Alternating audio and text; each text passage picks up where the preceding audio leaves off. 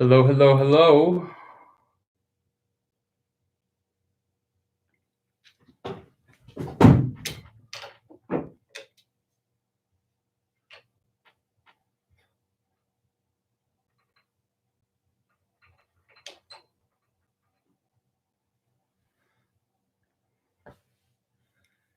Hey guys.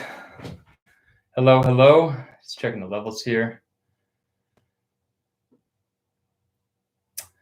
Jeff Coffin, first one here. All right, let me just check the level really quick. Checking the level. Jeff, do you want to request to be on the feed here? Testing. Okay, that sounds pretty good.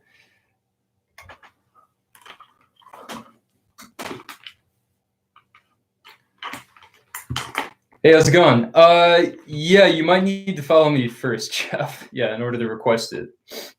Hello, everyone. Welcome, YouTube. How's it going? I tried to do my hair, guys, but like it's so out of control right now. I need a haircut so bad, so I'm just going on natural right now. So Jeff is with us. He's just figuring out how to join in really quick. I hope everybody's doing well. Again, seriously apologize for what's happening in this general vicinity. I can't even handle it right now. My hair is way longer than it's supposed to be, so I can't do anything. How are you guys holding up? Jaleel Shaw is here. What's up, Jaleel? I'm just apologizing to everyone about the current state of my my lovely locks here, which are completely out of control. I'm sure I'm not the only one on here who needs a haircut. Let's see, Jeff, are you with us?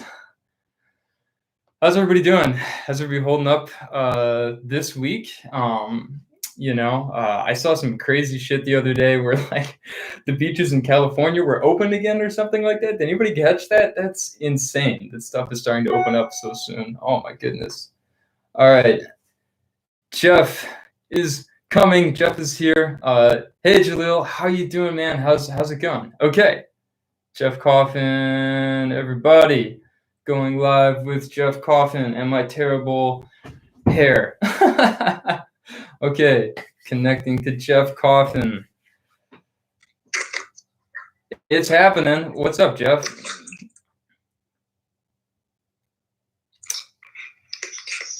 Hang on 1 second. Okay, man. So YouTube, if you're joining us, again, I'm going to try to get you the audio from what's happening on Instagram with Jeff. So if not, head on over to Instagram, follow me at Boston Sax so that you can see the video feed. Hey, Pat. What's up, guys? We're just waiting for Jeff's connection to make this happen. Hey, Zelda. Dr. Coffin, you with us? Yes, sir. I just had to make sure that all my stuff was powered down on my phone so that the whole thing. Sure. But I'm with you. You can't get rid of me now. I gotta go this way.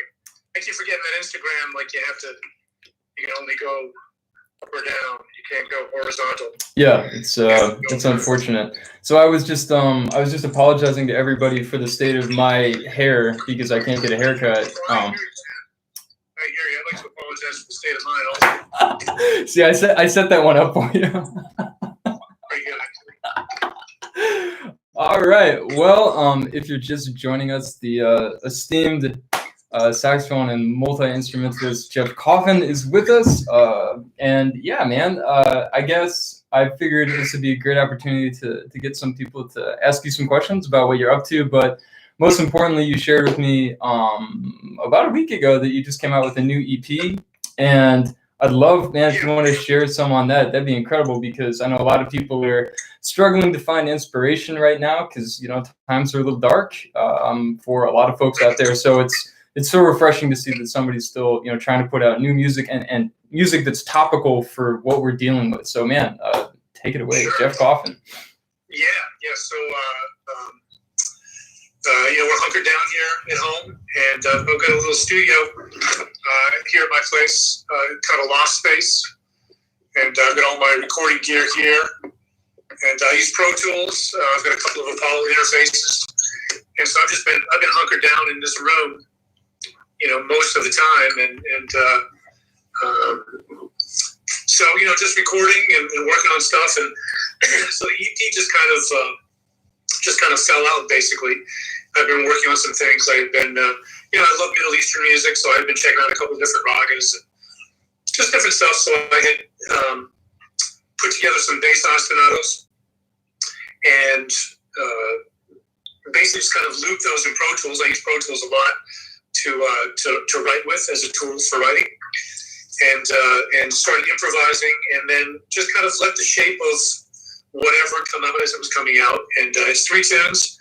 It's about 26 minutes of music called Songs of Solitude, and it's myself on soprano primarily. I'm also doing a lot of woodwind overdubs on a couple of the tunes, and Victor Krause on bass, the great Victor Krause, and got Jordan Perlson playing Hajira, which is an Indian frame drum about this big, on one of the tunes, and my wife is playing harmonium on one of the tunes. Sure. Why did you choose just to play the soprano? I'm curious. I mean, I love your soprano sound. I just, it's such a specific thing for 3 tunes. Yeah, it just kind of felt like the right thing. Sure. Just to set out with those particular melodies, and it just seemed to be the right thing. The vocal quality of that instrument also. I had to play it differently. It was interesting because I had to play it a little differently to get the sound that I wanted, and I had to really open up from here in a different way. And I know it's hard to explain, but it was a different sound that I was going for on it. Yeah, I mean, it makes perfect sense. I mean, I guess the thing is, soprano, you don't typically think of that as such a vocal instrument. Most people, they resonate with tenor, if anything, for like the male vocal range, maybe alto, but soprano, I feel like it's really hard to pull that off. And I think that, that definitely shows on this recording as well as other ones. But I think you did a great job capturing that. I mean, if I can be, so bold as to, as to comment on it. Well, we all know what a squirrely instrument it is. Yeah. That it can be. And, but I've been very fortunate, man, because when I was with the Flectones, I was with Bayless for 14 years. And now Dave Matthews is my 12th year with Dave. There's a lot of soprano in those gigs. Sure. So for the last 26 years, I've been playing a lot of soprano. Yeah. And I feel like I've really found the instrument. I've got one of the 82Zs, the single piece unlacquered. Yep. And the keys are lacquered. So I can see myself, which is not really nice, but it's completely unmodified. I've got a little piece of quartz here. Yep, what's left of it. And but that's about it. There's nothing else that's any different with it. And I'm playing what the heck am I playing? That's a Morgan, right? It's a Morgan. Yeah. It's and I recently got another one from them. Oh, cool. That's really similar to this because I don't have a backup for it. I know, we've been trying to figure that out for like 3 years. Yeah, and they're fantastic. I love them. Yeah. I love them. And there's like 3 different models. They have a jazz, a classical, and then kind of a stubby, like auto linkish model. Sure. And I think this is the jazz model or the class. I think it's the jazz model. And but I love it, man. I got a Sax Quest years ago when I was in St. Louis, and started playing it that night. Sure. And never look back. That's when you know. Yeah. And I've got an old '62 soprano also that's in like mint condition that I got in Los Angeles. I want to say in 2009. Sure. And so I take that as a backup, on the road when we're out. But I love those horns. They're fantastic. Yeah, I couldn't agree more. I mean, I think that, in some ways, Selmer kind of set the gold standard with the alto and the tenor. And I think Yamaha, especially for soprano and Barry, I think they, surpassed everyone. But anyways, man, we're already getting like a ton of questions here. So do you mind if I just throw some of these at you? Oh, sure, yeah. Okay, so... Also, I've got, oh, can you see the comments? I can see some of them, yeah. Oh, cool, man. Well, if you want to, Yeah, Russ Palladino asked. This is actually really important. Yeah, that was gonna be the one I'd started with. Well, buddy. So I don't know if you can see. I have like 2 or 3 bite pads on here, right? On the top of the piece, and so I thicken it up by probably maybe a couple of centimeters anyway. And so what ends up happening, because I think that all soprano mouthpieces are too small here at the top, like the bite is too thin, and so we end up closing down our oral cavity, and we get kind of this thin, almost piercing kind of sound. And Russ brings up a good point. I've been building mine up for a long time, and when you build it up, you force the jaw open ever so slightly, but you open the oral cavity also, which gives you a much warmer sound. And so I've been doing that for years, and I can't really even play a soprano. I can't try a soprano mouthpiece unless it's got a couple of bite pads on it. Anyway, I use the thick ones. Sure. The thicker black bite pads. And a lot of times I'll have like a thin and then 2 of the black thicker ones of that. And I think that's what I've got on there now. And it makes an enormous difference. And here's the thing, like, it makes a difference on every horn. Yeah, I was going to ask, do you do it on tenor and alto too? I didn't. No, I didn't think so. I just use a thin bite pad on Right, those. yeah. But here's the thing, man, like, if you don't think it makes a difference, try it. Okay, like try just putting a thin one on and then build it up with like 1 or 2 other. And what you'll find is that at a certain point, the sound actually deadens. It's a really weird thing. Like you can't really play the horn anymore. But it makes an enormous difference, though. It makes an enormous difference. Sure. Yeah. No. It makes. So thanks for that question, Russ. That's a good one. Do you want me to read these to you, or you want to? Like, I can kind of siphon through them. Sure. Yeah. I mean, whatever you think is best. I mean, I can go over here also. Cool. So. Italy.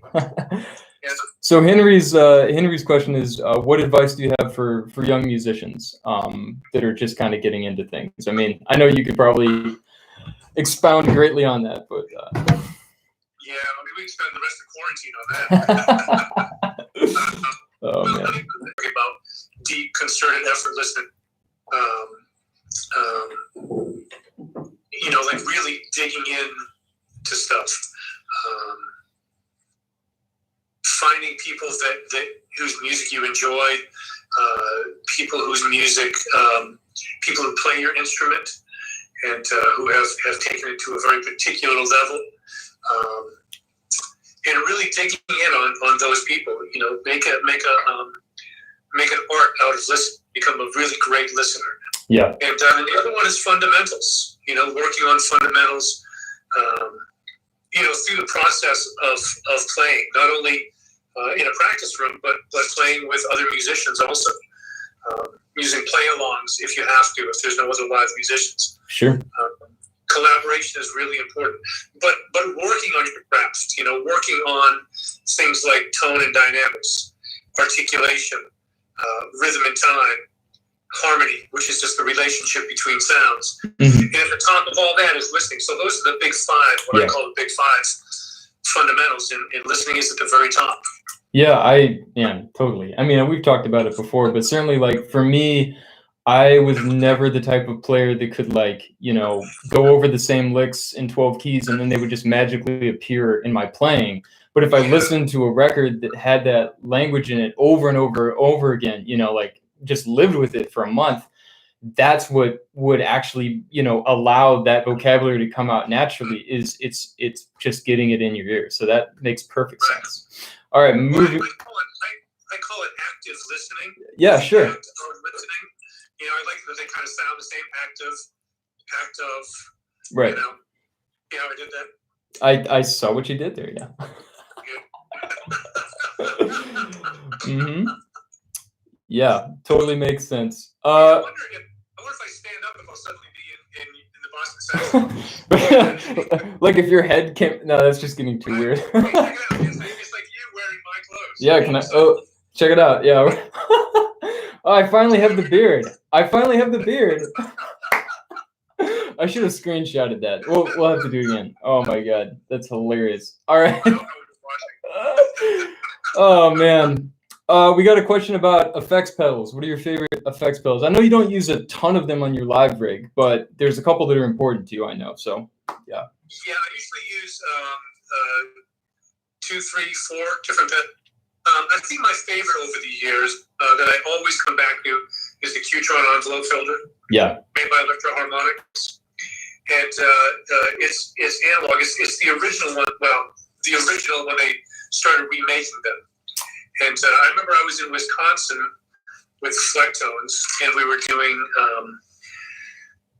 We were in a gig somewhere, and there was a little music store down the street. And Bale was going over because he would look for picks. Like just these old banjo picks. This was kind of one of those stores that I think maybe he had found some stuff one time. So, you kind of go back and see what they have again. And so he said, "Hey," he says, "You want to come along?" I said, "Yeah, I'll just go check it out. I love going to music stores, as we probably all do. I love coming to your place, one of the great saxophone shops on the planet." Oh, boy. And, so I went in and I was talking to him about something. I think I was just, looking at pedals. I had a couple of things I was using. And I said, "Man, I've been looking for this thing that Michael Brecker used to use, the sound that he had on this heavy metal bebop record." And I was like, it's kind of like a whoa, whoa, whoa, whoa kind of sound, right? Mm-hmm. He went, "Oh," he says, "You mean the envelope filter, the Qtron?" I was like, "What?" Mystery solved. He said, "Originally it was the Mutron." He said, "They just released this thing called the Qtron." He says, "It's right there." Right. And then I was looking, so it says pedals about this big. And I don't think I had it. I think mine are downstairs. And so he said, "Well, borrow it. Try it on sound check. If you like it, just let me know." It was like $120. Sure.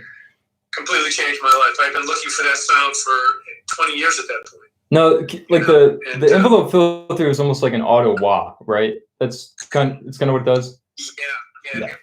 So it's affected by sort of the strength of the dynamic that you play it. Right. So you kind of have to play. You kind of have to play the filter also. Right. And which is something that I really like. So on tenor and barry, it's amazing. Not so much on alto, definitely not soprano. Because of the frequencies, barry, the frequencies don't make it. Yeah, I think it's with the range of where it's sitting. Right. I think there was a tune called "Let Me Be the One" was the first thing I used on with the Flectones. Okay. But I think that I had been using pedals before that to some degree. Right. But that was the one that really. Double horn stuff. Even when I started getting into double horn stuff, the reason I was doing that is that when I was in North Texas, a friend of mine he was running the studio there, and they had a harmonizer there. Right. So I remember going in one night, super late with him, hanging out and using a harmonizer in the studio, and I was like, "Wow, man, that's an amazing sound." And so when I first started doing double horn stuff, it was like having a harmonizer on the instrument. Right. Because suddenly you're in a fifth, Sure. If you're playing the same notes, you're a fifth away. Right. Like playing a power chord, And so that's really where it started. Sure. And so I use harmonizers also. I use a bass whammy pedal, one of the Digitech bass whammy pedals. I use, I can't remember the brand, a digital delay. I think those 3 pedals are what I use. Sure. Yeah. And so there's a new microphone also Bob Franceschini has been using. Is it the intro mic? It's the intro mic. Yeah, I've been hearing about this thing. I was using it also. Yeah. And basically it goes in the neck of the horn. Mm-hmm. It's a flat wire. It goes in the neck of the horn. And it picks up sound from there. So basically, it is completely isolated. Right. There's no wet mix. Because we haven't been on the road yet since I got the thing, and had an opportunity. But I'm fascinated by the possibilities with it. And when I heard Teflon use it, and I've heard Bob use it, it really sounds great. Intro, like INTRAMIC. I'm gonna put that in the comments. And so I would check that out. People that are using pedals, because part of the problem is when you're using pedals, especially live, there's a lot of feedback that can occur, and especially if you're in the wedge, you're trying to hear yourself, and before you know it, man, it's complete chaos. Right. So using in-ears has been a little more helpful with that. I'm not the biggest fan of the in-ear monitors, though. I want to feel Sure. I want to feel it. Yes, you know. Very cool, man. Yeah, I've been using pedals for a long time. I've got a whole box of stuff downstairs that I don't really use. In the garage? In the garage, yeah. Fair enough. Near the ping pong table, near the darts. Oh yeah, I know very well. Okay, moving on. My 8-year-old son Carter would like to know, how old were you when you picked up the saxophone and started to learn? So yeah, when did you start playing, Jeff? I think that I picked the horn. I think I picked an instrument in 4th grade and started playing in 5th, or maybe we started playing in 4th. I don't really remember. So here's the thing. Like, I don't think you're ever too young, or too old to start.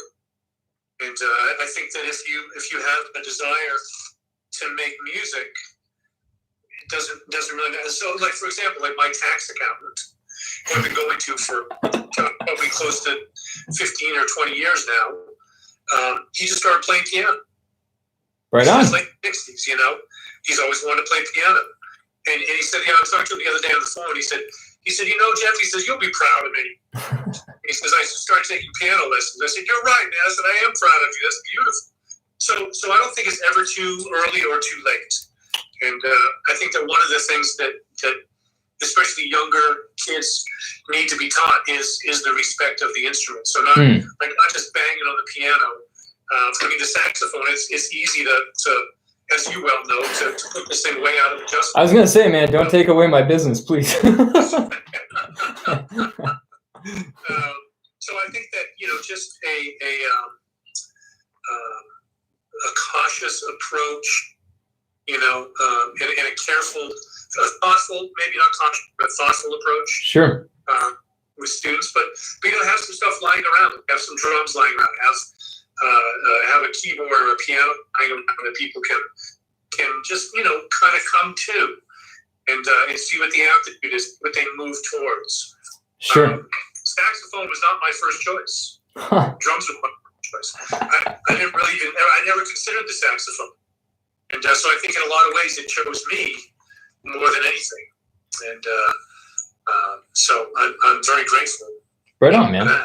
Well, speaking of that, my question was going to be, like, one of the things that I think is so fascinating, and there's very few people that can do this, is to be able to find, it's not even a sound concept, it's more of a musical concept, and be able to apply that to multiple different instruments. Like, for me, when I play alto, I sound like a tenor player playing alto.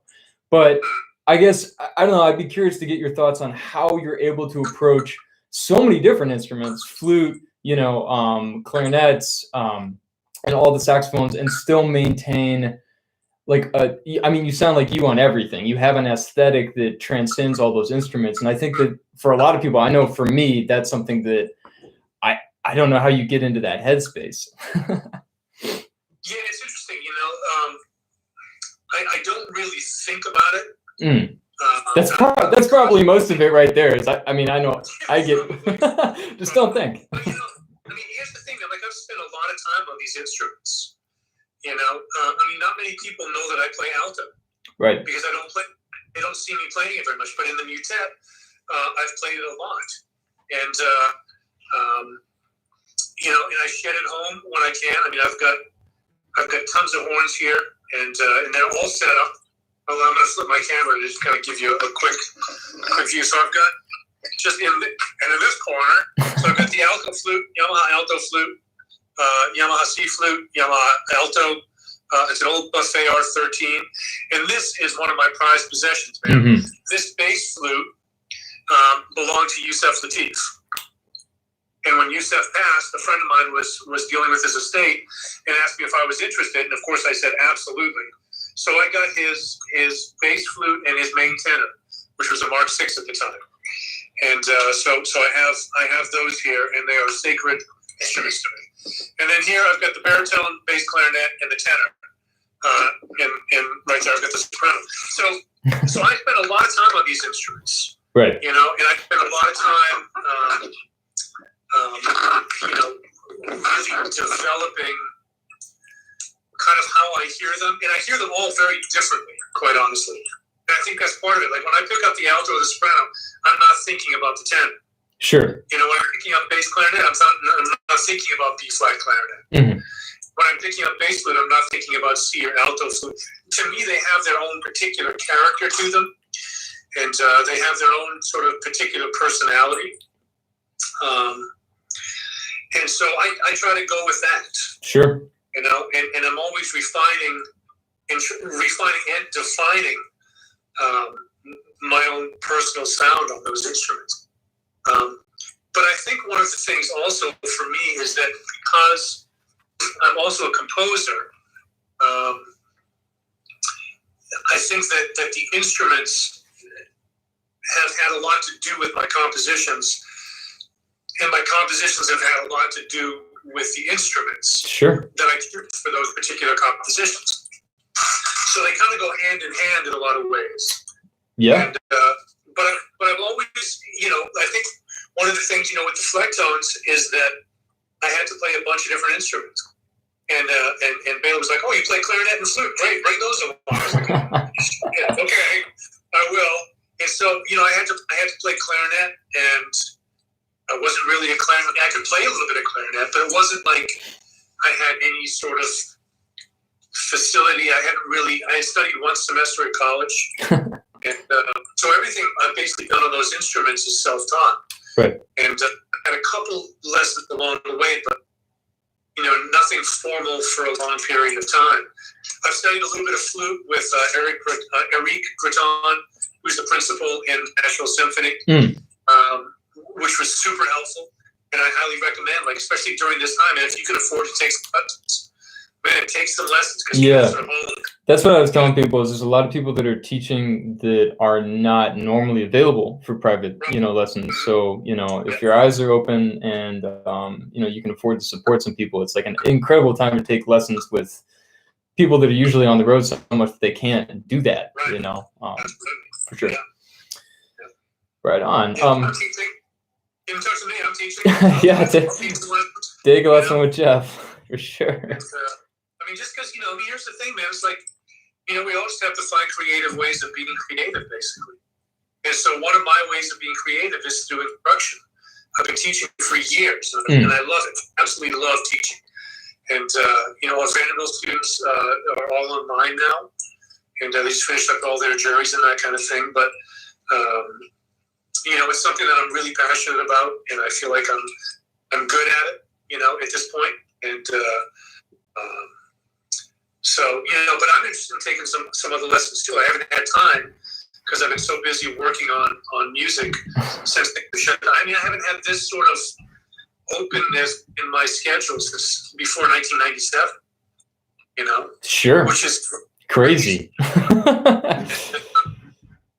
So I've been taking full advantage of that time. And, you know, I'm not like sitting around watching YouTube and, you know, drowning my sorrows on social media. Now I'm busy. I am like, man, I'm like, you know, I'm good.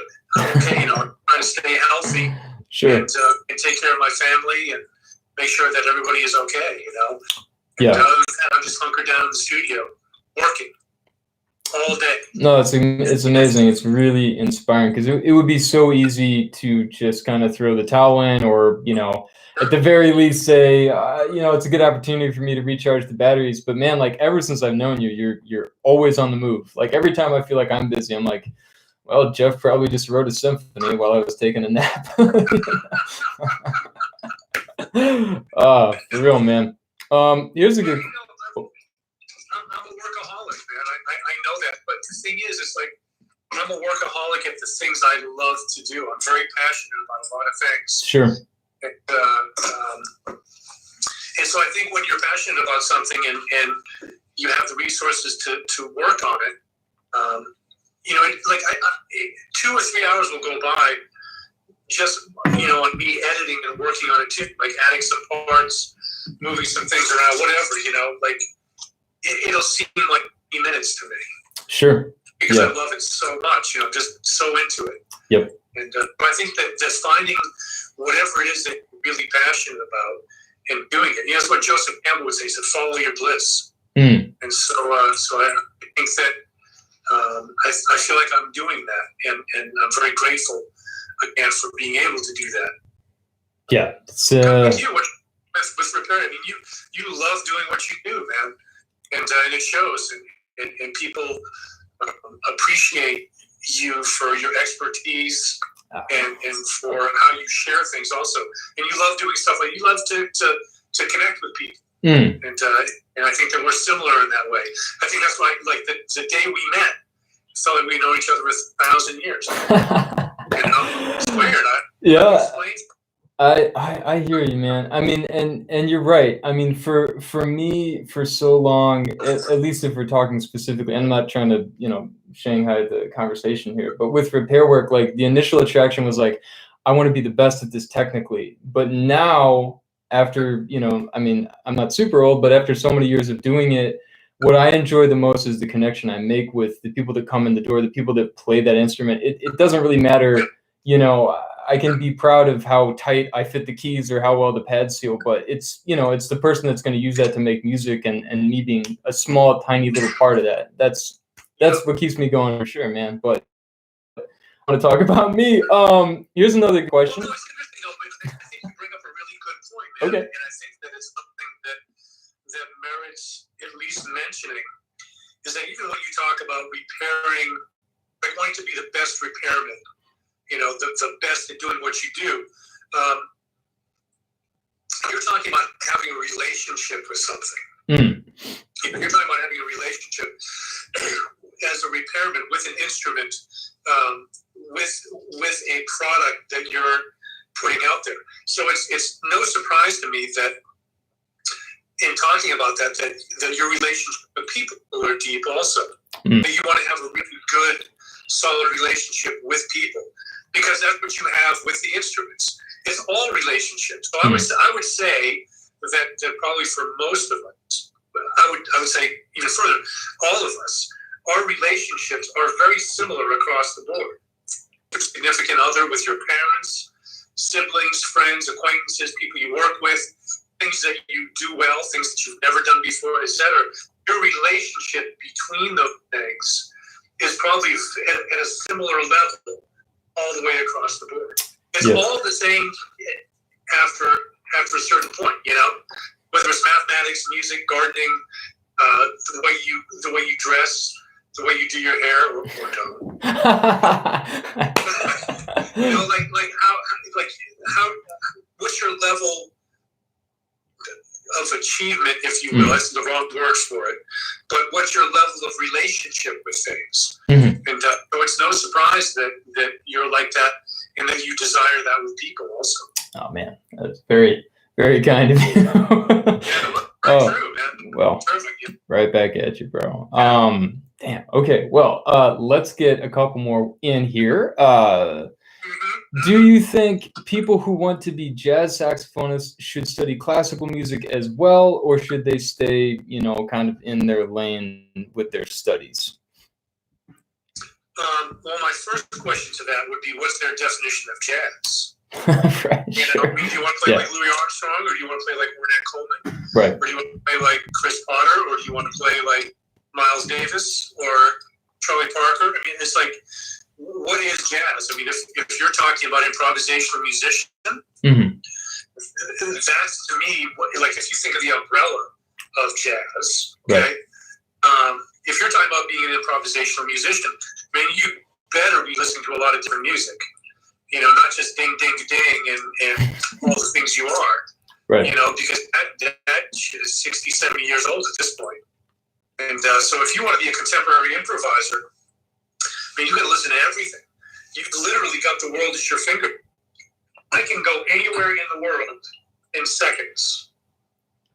I can listen to any music from any time period that's been recorded, watch video from any time period that's ever been recorded, literally at my fingertips. Yeah, I think it's overwhelming, like how overwhelming. Yeah, like, okay, this is kind of a segue, but like I picked up the guitar a couple years ago, and I know myself enough as a musician and as a practicer and as someone who's spent 10,000 hours practicing one instrument to know that, like, if I try to learn too much too quickly or draw too many transcriptions from too many different people, like I can't channel that, as easily as if I just like I'm just going to focus on one person at a time. So I feel like with the amount of information that's out there, especially for young musicians, it's almost like, it's just so much. Even if you just want to learn how to play bebop. I mean, think about, how many, young students in high school are really going to go back to Coleman Hawkins and not start with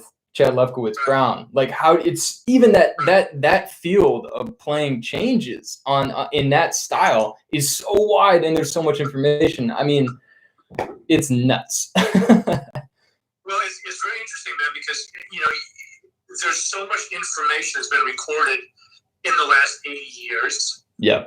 You can't expect a young player to know all that information. You can expect them to know some of it. And I think that it's very important to go back and study the history of it. Yeah. However, I think that it's one of the reasons that music is going to evolve and change so quickly is exactly what you're saying. There's so much of it there. So that the influences on, like, take someone like Terrace Martin, for example, who was brilliant, really made a name for himself as a producer more than a saxophonist. But now he's playing saxophone with Herbie Hancock. Yep. So it's like, okay, how'd that happen? Yeah. And it happened for many reasons. And he's very, he's an extraordinary human being. And he grew up in a very poor neighborhood, and that music was his out. Right. And you talk to him about it, he's like, hey, I want to help these kids. He's an educator too. Sure. He's a beautiful, amazing, warm human being. But so if you listen to the way that he's conceptualizing music and the way that he's using the saxophone is fascinating. That's one of the reasons why I got into him in the first place, is I was like, wow, man, he's using the saxophone in a completely different way. Right. Yeah. And people like Kadri Gopinath, Kadri G, as I call him, from India. He was a brilliant saxophonist. He passed away last year. And he and Rudrash had done some recordings together as well. But brilliant Carnatic Indian saxophonist would sit in lotus position without an neck strap in play. Wow. And it was mind-boggling. I met him a couple of different times. Sure. Got to hang a bit also. But when you hear like Kamasi is doing some different things with the saxophone. Yeah. And people like Chris Potter, who've been doing different things with a lot of different things with the saxophone for a long time. When I first heard Pharoah Sanders live, one of the most epiphanal moments for me as a musician, period. What he was doing with the instrument. Roland Kirk is another one. Sure. You go on Ornette, of course. I had a chance to hang out with Ornette 3 different times in New York, and it was mind-blowing every time. And but so for me, like, I'm really interested in the way that people utilize the instruments in a different way. Sure. Yeah. And,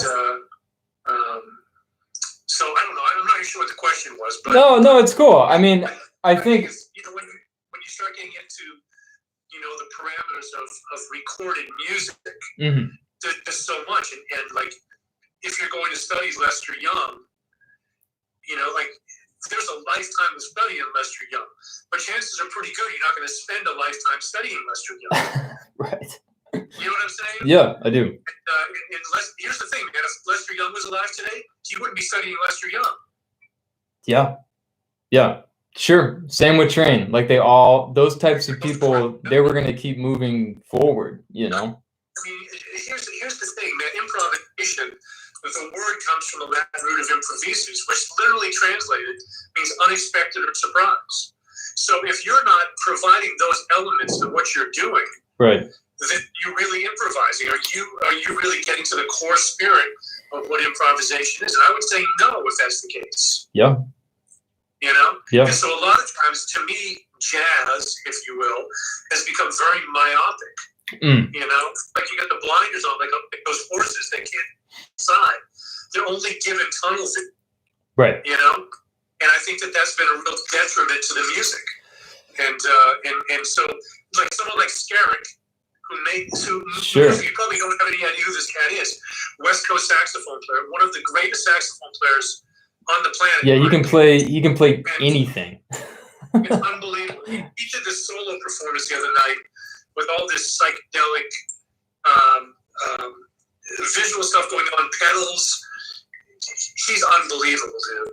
I mean, he was playing shit that people would just lose their minds. And but he's never been in the jazz world, the quote unquote jazz world. Right. He's always been that sort of prog rock, like really hardcore improvisational stuff. But he can sound like Chu Berry if you want him to. Sure. And then he'll turn around and sound like Alan Holdsworth, on the saxophone. Two pedals but he knows all this stuff too, man. He is a student of music, and he's a great friend, and I love him dearly, man. And if you don't know about him, Skerik. Yeah, if you've never heard any, there's nobody else that. I mean, it's a completely original thing for sure. Right. Yeah, right on, man.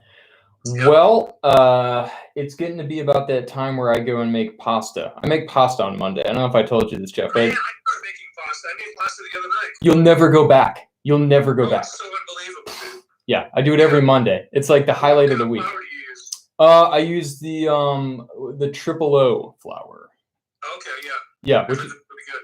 How many eggs? First of all, how many cups of flour? Okay. Let's get this straight. So I'm using triple O flour, the fancy ass like super fine flour.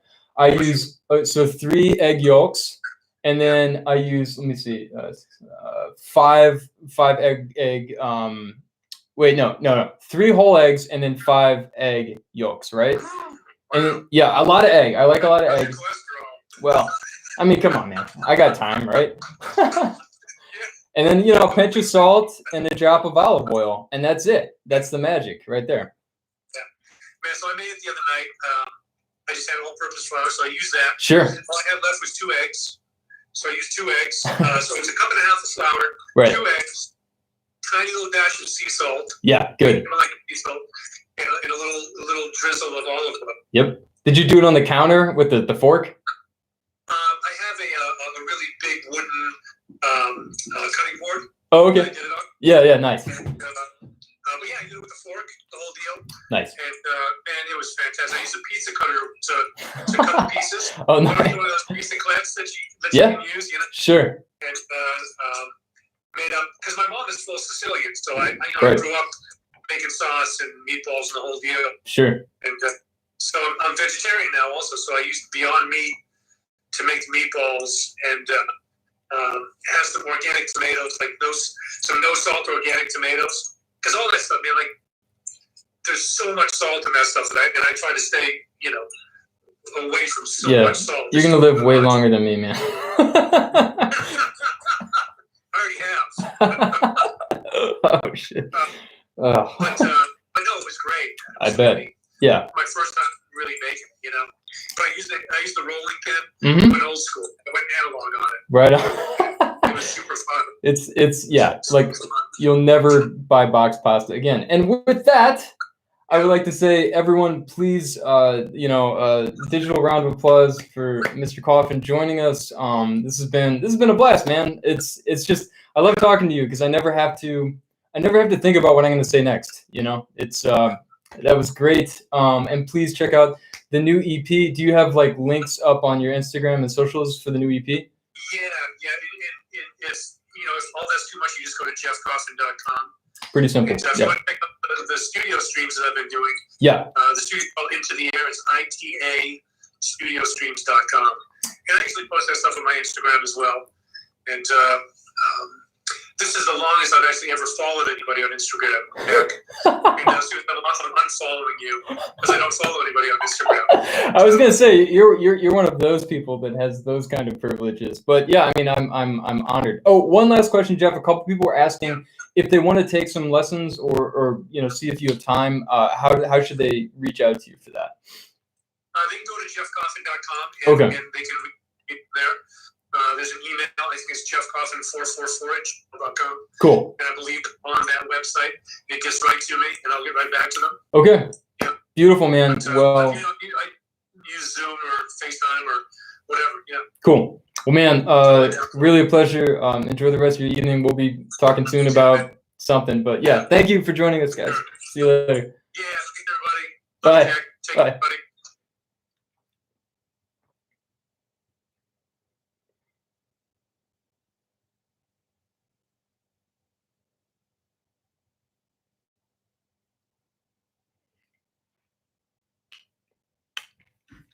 So you guys, thank you for joining. That was a ton of fun. I hope you were able to hear okay. But yeah, if you want to follow me on Instagram, I'm hoping to do some more interviews with some other folks coming up, try to do something different every week. And you know, again, there's no way to do a platform that'll show the video feed on YouTube and Instagram at the same time. So yeah, definitely follow me there for the interviews. Otherwise, I'll see you guys next week. Bye.